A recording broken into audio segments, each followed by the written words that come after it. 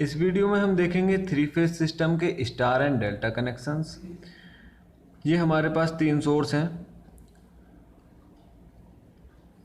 ये तीन electrical sources हैं और ये इस तरह से यहाँ पे कोई थ्री फेज का लोड लगा है, उसको सप्लाई दे रहे हैं।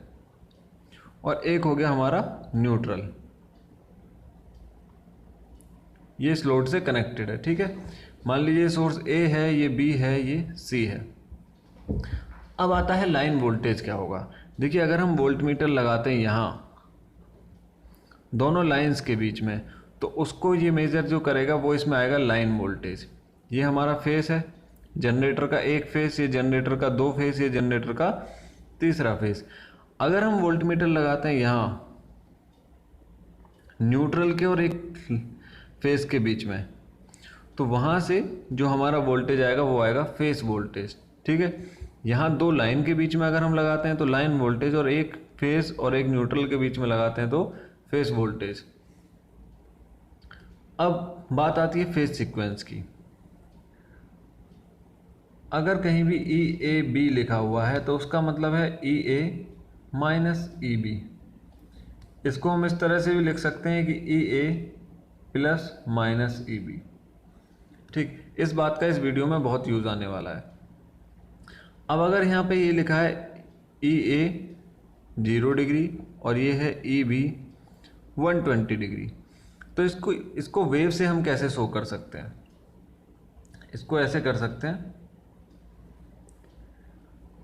मान लीजिए ये ई ए की वेव है जो यहाँ से जनरेट हो रही है। अब ये 120 डिग्री इससे लैगिंग है। अगर 120 डिग्री लैगिंग है तो हम ऐसे दिखाएंगे,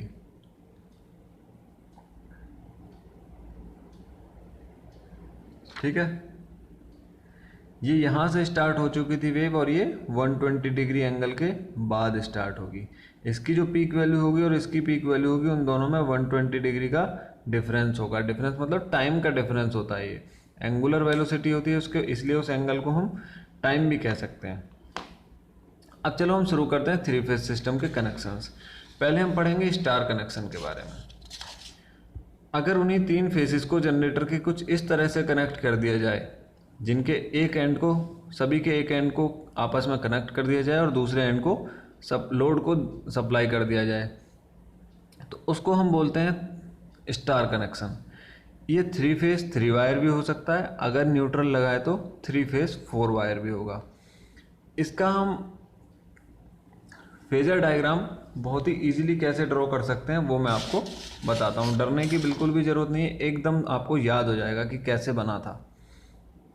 ठीक है, अब मान लीजिए मैं ऐसे बना लेता हूँ कि हमने बनाया, यहाँ से ये ई आर है, इस फेस की वेव ई एम एफ, इस वाले फेस का ई वाई है और इस वाले फेस का ई बी है। अब ये आपस में सबका इक्वल मैग्नीट्यूड है और ये 120 डिग्री फेस शिफ्टेड है। तो मैं ऐसे बना लेता हूँ, इक्वल मैग्नीट्यूड और 120 डिग्री फेस शिफ्टेड। ठीक, ये हो गया मान लो ई आर, ये हो गया ई वाई और ये हो गया ई बी।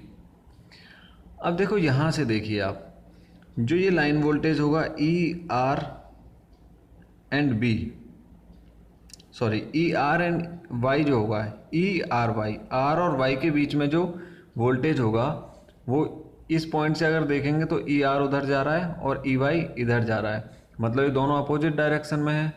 तो इन दोनों का डिफरेंस होगा, क्या होगा? हम लिख सकते हैं ई आर वाई को क्या लिख सकते हैं हम, E R minus E Y. इसको हम ऐसे भी लिख सकते हैं E R plus minus E Y. ठीक है, अब जैसे कि यहाँ माइनस ई वाई की ज़रूरत पड़ रही है तो हम इनके नेगेटिव कंपोनेंट्स भी यहाँ पे ड्रॉ कर लेते हैं। ये हो गया, इधर ई वाई है तो यहाँ हो गया इधर माइनस ई वाई, इधर ई बी है तो इसके अपोजिट डायरेक्शन में हो गया माइनस ई बी, और इसके अपोजिट डायरेक्शन में हो गया माइनस ई आर। ठीक, अब हम यहाँ से देख सकते हैं जो हमारा ई आर वाई है, मतलब इन दोनों, ये वाला लाइन वोल्टेज आर और वाई के बीच में जो लाइन वोल्टेज है वो किन किन का सम है, ई आर और माइनस ई वाई का, मतलब ई आर और माइनस ई वाई का, इन दोनों का जो फेजर सम होगा वो हमारा ई आर वाई होगा। ठीक है, तो इन दोनों का फेजर सम कैसे आएगा, एक पैरेललोग्राम की डायगोनल से। इन दोनों को जोड़ के क्या आ रहा है यहाँ पे, ई आर वाई, तो यहाँ पे लिख देंगे हम ई आर वाई। ठीक, इसी तरह से जो ई वाई भी होगा वो क्या होगा, E Y minus E B, जिसको हम लिख सकते हैं E Y plus minus E B. ठीक है, अब ई वाई कहाँ है और ई बी कहाँ है, यहाँ पे माइनस ई बी है ना, सॉरी ये माइनस ई बी है, तो ई माइनस ई बी और ई वाई ये। अब इन दोनों का रिजल्टेंट है ई वाई बी, तो इन दोनों का रिजल्टेंट कैसे ड्रॉ होगा, पैरेललोग्राम की डायगोनल से। इसी तरह ई बी आर आ जाएगा, ये ई बी आर, तो ये इन दोनों की डायगोनल से आएगा। ठीक है, ये तो हो गया इसका फेजर डायग्राम ड्रॉ करने का तरीका। ठीक, अब हम निकालते हैं इसकी वैल्यू कि फेज वोल्टेज और लाइन वोल्टेज में रिलेशन आता कैसे है। देखिए, किसी भी फेजर को अगर हम फेजर का जो रिजल्टेंट है वो निकालने का फॉर्मूला देखें तो वो क्या होता है, यहाँ से E R Y is equal to, दो फेजर हैं ए और बी, उनको ऐड करने का तरीका होता है under root A square plus B square plus 2ab cos theta. तो यहाँ से लिखेंगे हम ई आर का स्क्वायर प्लस ई वाई का square plus 2ER cos theta. ठीक है, अब देखो थीटा कैसे निकालेंगे कि ये इन दोनों के बीच में एंगल कितने का है। देखो यहाँ से यहाँ तक कितने का है, 180 डिग्री का। ठीक, अब हमें पता है कि ये फेस और ये फेस आपस में 120 डिग्री फेस शिफ्टेड है, तो ये इतना सा एंगल कितना बचा, 60 डिग्री का। मतलब ये ई वाई और माइनस ई बी के बीच में 60 डिग्री का एंगल है। अब हमें ये भी पता है कि चाहे ई आर का मैग्नीट्यूड हो, चाहे ई वाई का हो, चाहे ई बी का हो, वो हैं आपस में इक्वल मैग्नीट्यूड के ईएमएफ हैं, तो हम उसको ई फेस लिख सकते हैं। ई पी से हम डिनोट कर देंगे कि इसका फेस वोल्टेज, इसका फेस वोल्टेज, इसका फेस वोल्टेज हैं तो बराबर ही, तो हम यहाँ पे ई पी से डिनोट कर देते हैं, रिप्लेस कर देते हैं। ई पी का स्क्वायर प्लस ई पी का स्क्वायर प्लस 2EP का स्क्वायर cos 60। ठीक, यहाँ से सॉल्व करेंगे, cos 60 की वैल्यू आएगी 1/2 और उस 2 से ये वाला 2 कट जाएगा, तो अंदर बचेगा 3EP स्क्वायर, और जो EP है वो है फेज वोल्टेज। अब तीनों की जगह मैंने EP क्यों रख दिया, क्योंकि तीनों की मैग्नीट्यूड तो बराबर है। इसको ERY यहाँ से क्या आएगा, √3EPH। ठीक, देखो ये क्या था, लाइन वोल्टेज, RY मतलब दो लाइन के बीच में वोल्टेज, और EPH क्या था, यहाँ से P को हमने क्या लिखा था, फेज वोल्टेज। तो जो लाइन वोल्टेज होता है वो √3 टाइम्स होता है फेज वोल्टेज का। अब अगर हम करंट की बात करें तो ये जो कंडक्टर है ये इस फेज से जुड़ा है, ये कंडक्टर इस फेज से जुड़ा है। अगर हम यहाँ पे एमीटर लगाएंगे तो वही तो करंट आएगा जो इसमें आएगा, यहाँ पे एमीटर लगाएंगे तो वही करंट आएगा जो यहाँ से आ रहा होगा। इसका मतलब लाइन वोल्टेज और लाइन करंट और phase current star connected systems में इक्वल होते हैं। IL is equal to IPH। अब देख लेते हैं हम इसमें पावर कितनी होती है। तो पावर का फॉर्मूला क्या होता है, सिंगल फेस अगर पावर हम निकालें तो सिंगल फेस पावर होता है V phase I phase cos phi. VI cos phi होता है जहाँ V और I फेस वोल्टेज और फेस करंट होते हैं। अगर 3 फेस पावर निकालें तो वो होगा 3V phase I phase cos phi. ठीक है, अब V फेस की जगह हम VL रख सकते हैं, लाइन वोल्टेज, और IL और IP तो इक्वल ही होते हैं। तो 3 फेस पावर हमारी कितनी आएगी, 3 into VL upon √3 into IL into cos phi. ठीक, मैंने वी फेस को इस रिलेशन से V L upon root three कर दिया। रूट थ्री से ये कट जाएगा रूट थ्री टाइम्स, और पावर हमारी कितनी आ जाएगी, root three V L I L cos phi. ठीक, अब हम चलते हैं। अगर आपको ये वीडियो थोड़ी सी भी समझ नहीं आई हो तो इस पार्ट को दोबारा से आप रिपीट करके देख लें। मैंने अपनी तरफ से पूरी कोशिश की है समझाने की। अब हम पढ़ते हैं डेल्टा कनेक्टेड सिस्टम्स को। अगर हम किसी सर्किट को इस तरह से कनेक्ट करते हैं तो उसको हम बोलते हैं डेल्टा कनेक्शन, जिसके एक एंड दूसरे फेस वोल्टेज के दूसरे फेस के दूसरे एंड से जुड़ा होता है। ठीक है, यहाँ पे जो E R B, E B Y और ई वाई आर हैं, ये उनके फेज वोल्टेज हैं, और यहाँ पे उस फेज में करंट हैं, ई I Y R, I R B और आई बी वाई। ये यहाँ पे फेज सीक्वेंस है बी आर वाई। अब इसका फेजर हम कैसे ड्रॉ करेंगे। ठीक है, देखिए हम जो करंट की डायरेक्शन इसमें दे रखी है उसी डायरेक्शन से स्टार्ट कर देते हैं। कैसे स्टार्ट करेंगे, यहाँ पे लिखा है आई वाई आर, उसकी डायरेक्शन इस तरह से हॉरिजॉन्टल है, तो हम ऐसे ही ड्रॉ कर लेते हैं। स्टार्ट करने के लिए कैसे भी कर लो। ये हो गया हमारा आई वाई आर, ये वाला करंट। फिर 120 डिग्री फेज शिफ्टेड होगा आई आर बी, तो ऐसे बना देते हैं 120 degree phase shifted I R B. अब जो आई बी वाई होगा वो भी 120 डिग्री फेज शिफ्टेड होगा, तो हो गया आई बी वाई। अब जैसे हमने स्टार में किया था, इनके भी नेगेटिव कंपोनेंट्स हम ड्रॉ कर देंगे।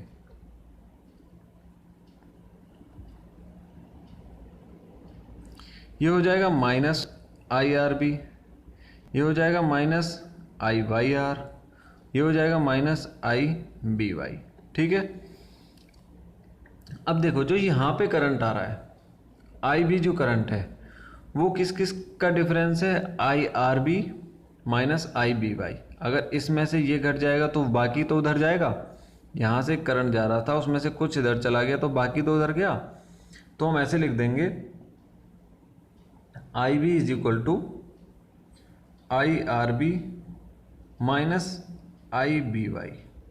ठीक है, इसको हम ऐसे भी लिख सकते हैं I R B plus minus I B Y.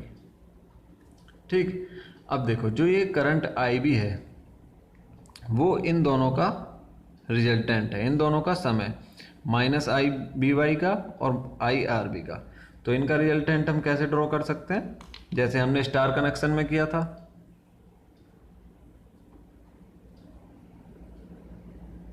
यह आएगा हमारा आई बी।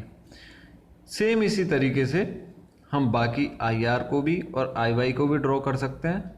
वो हमारे ऐसे आएंगे, यहाँ पे एक इन दोनों से आएगा बन के I B Y minus I Y R, ये आएगा आई वाई। ये आई वाई जो करंट है ये इसमें से ये घटने के बाद है, और ऐसे ही एक यहाँ पे आएगा।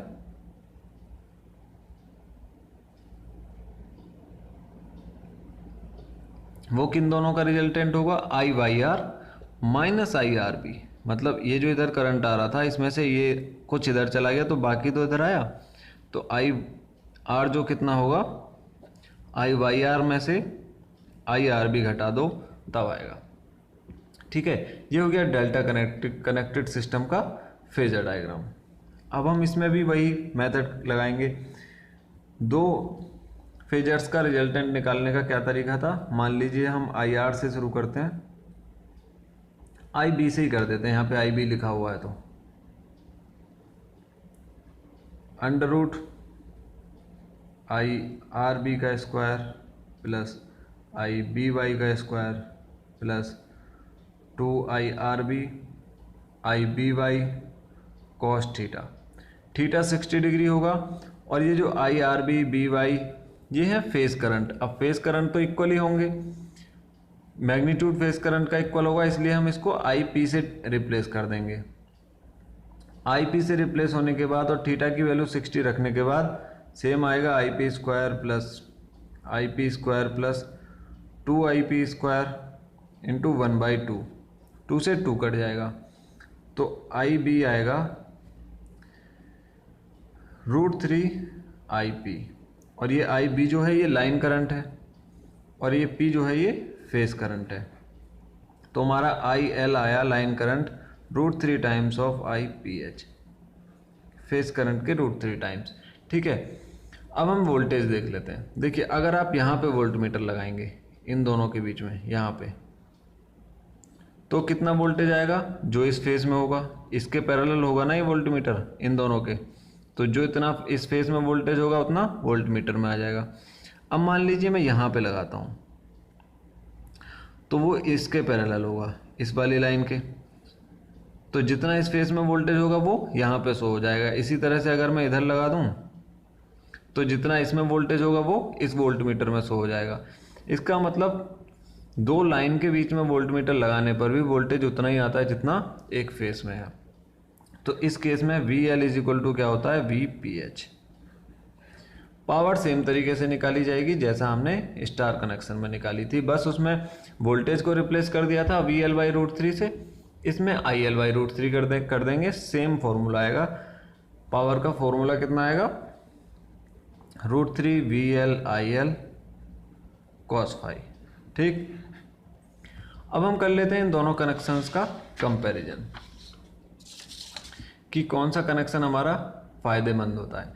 देखिए स्टार कनेक्शन में जो फेज वोल्टेज होता है वो लाइन वोल्टेज से कम होता है, VL/√3 होता है, और डेल्टा कनेक्शन में वो इक्वल होता है। इसीलिए जैसे कि फेज वोल्टेज लाइन वोल्टेज से कम होता है, इसीलिए ऑल्टरनेटर को क्या चाहिए? लेस नंबर ऑफ टर्न्स कम चाहिए क्योंकि वोल्टेज कम है, और उसके लिए बचाने के लिए उसे इंसुलेशन भी कम चाहिए क्योंकि वोल्टेज कम है।